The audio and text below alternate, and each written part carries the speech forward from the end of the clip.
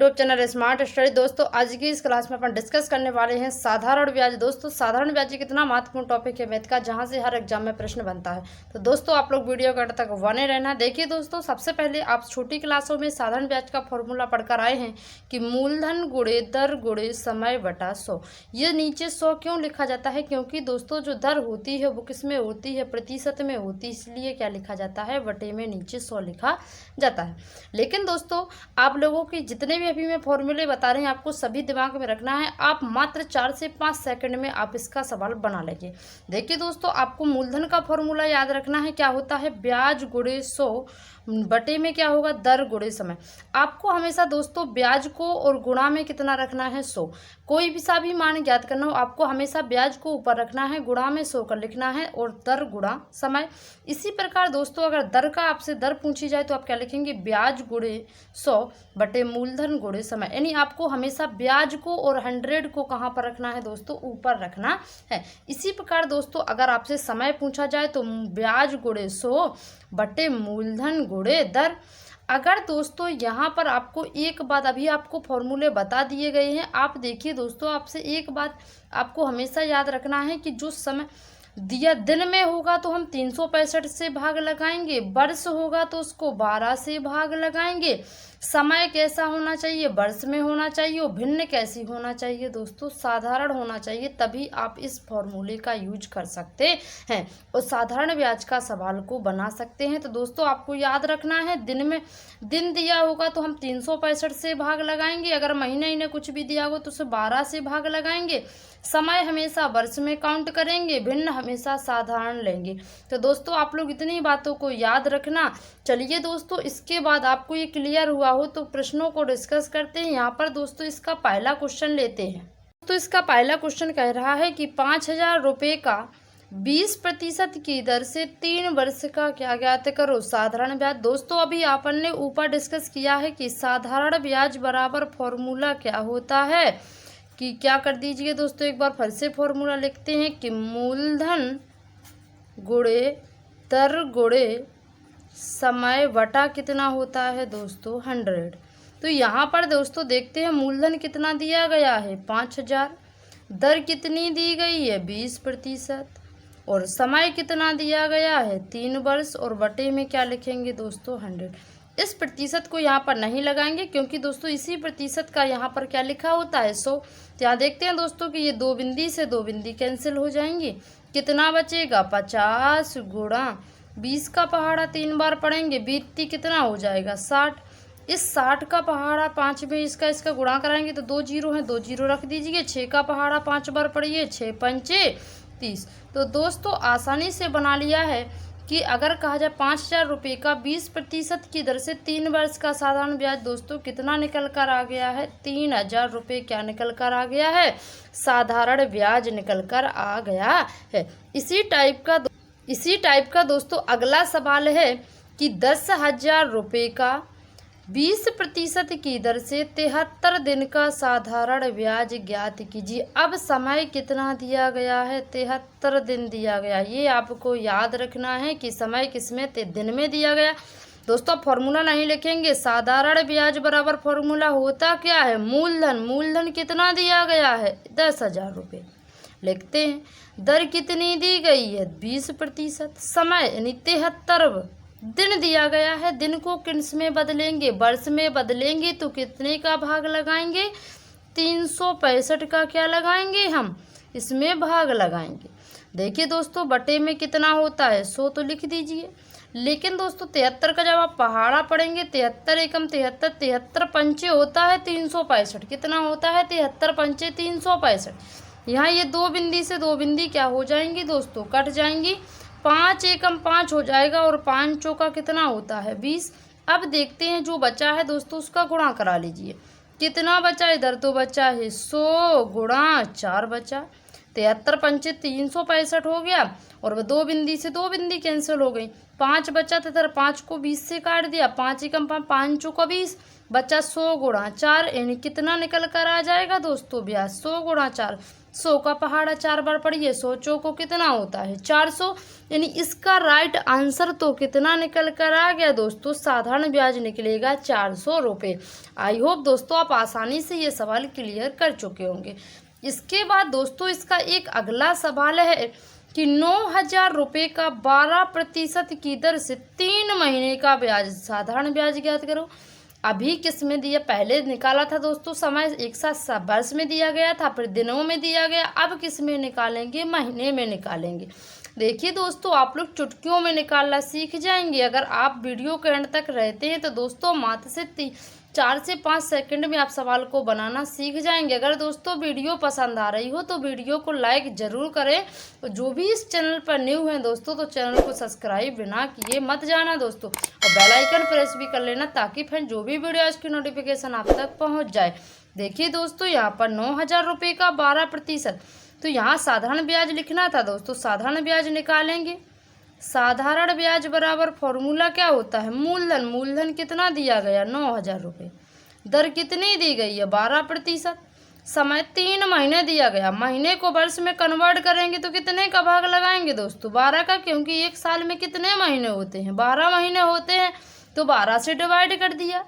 अब देखते हैं दोस्तों जो कट पिट रहा है उसको काट देते हैं। ये 12 से 12 कट रहा है, ये 2 बिंदी से 2 बिंदी क्या हो जाएंगी, कैंसिल हो जाएंगी। तो यहाँ ऊपर कितना बचेगा दोस्तों 90 बचेगा, उधर कितना बचेगा 3 बचेगा कि नहीं बचेगा दोस्तों।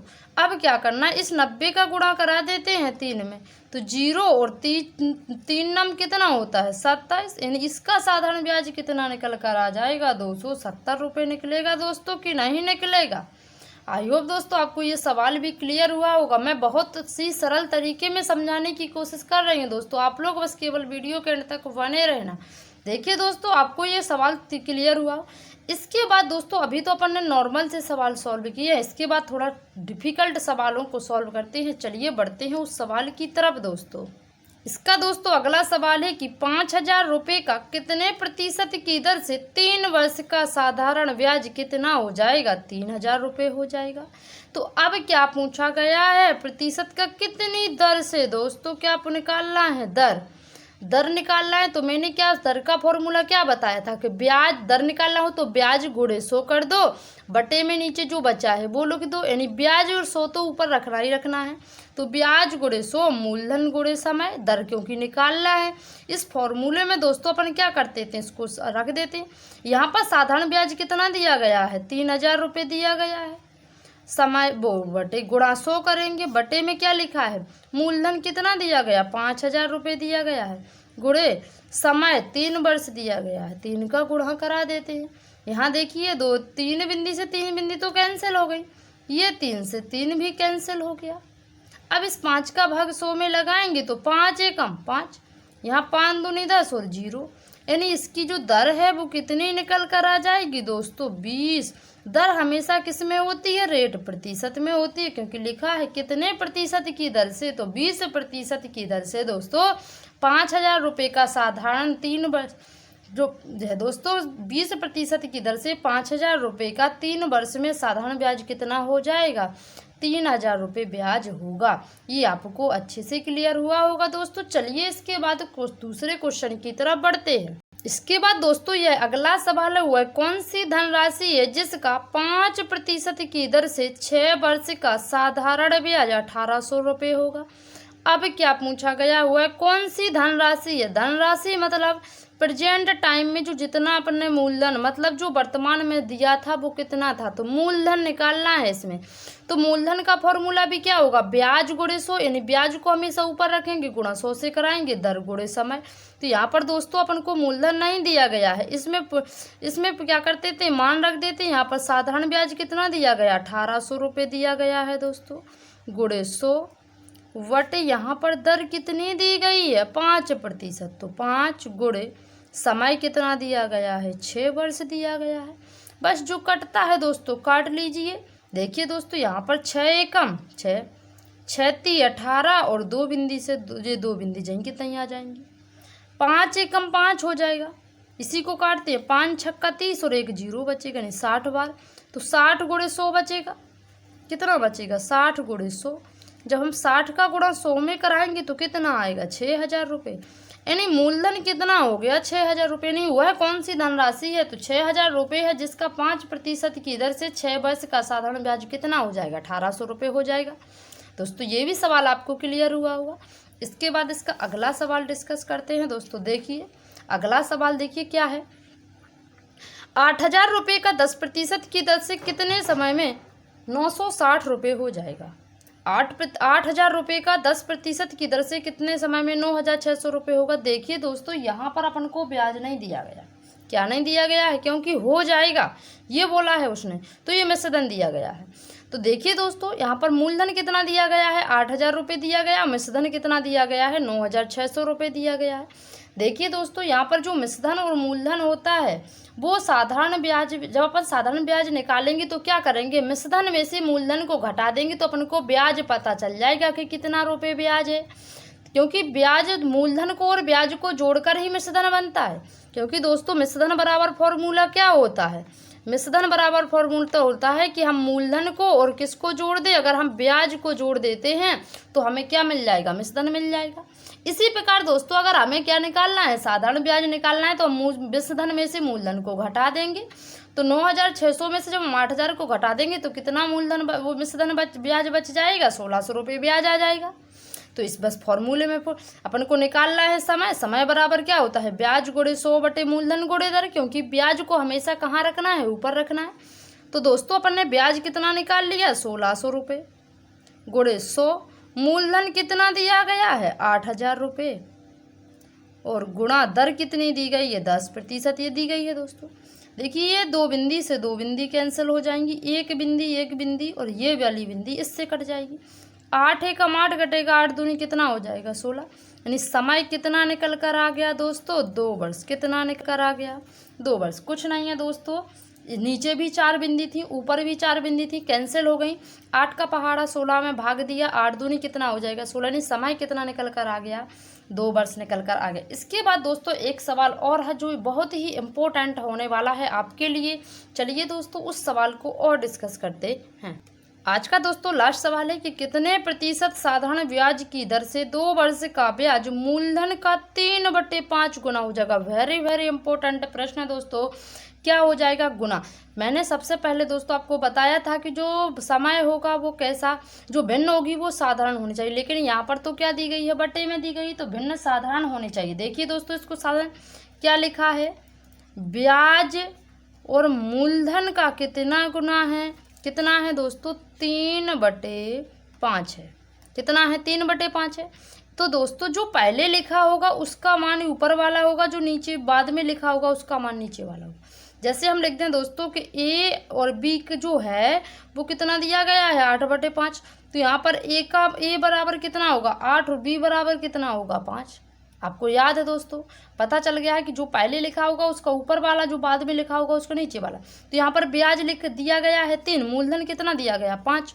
तो दर बराबर, क्योंकि दोस्तों ब्याज को हमेशा कहाँ रखना है, ब्याज गुणे 100 बटे मूलधन गुणे समय, यही आएगा फॉर्मूला।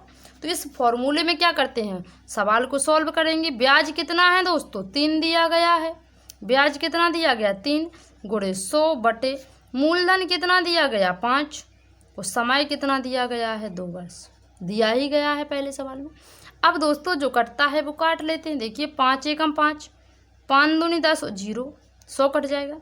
5 एकम 2 एकम 2 दोस्तों, 2 इधम 20, दत्ती कितना हो जाएगा 3 गुणा 10 बचा है, तो दत्ती कितना हो जाएगा 30% जो है वो क्या निकल कर आ गई दोस्तों, रेट निकल कर आ गई, यानी दर निकल कर आ गई है। तो आई होप दोस्तों आपको आज की क्लास पसंद आई होगी।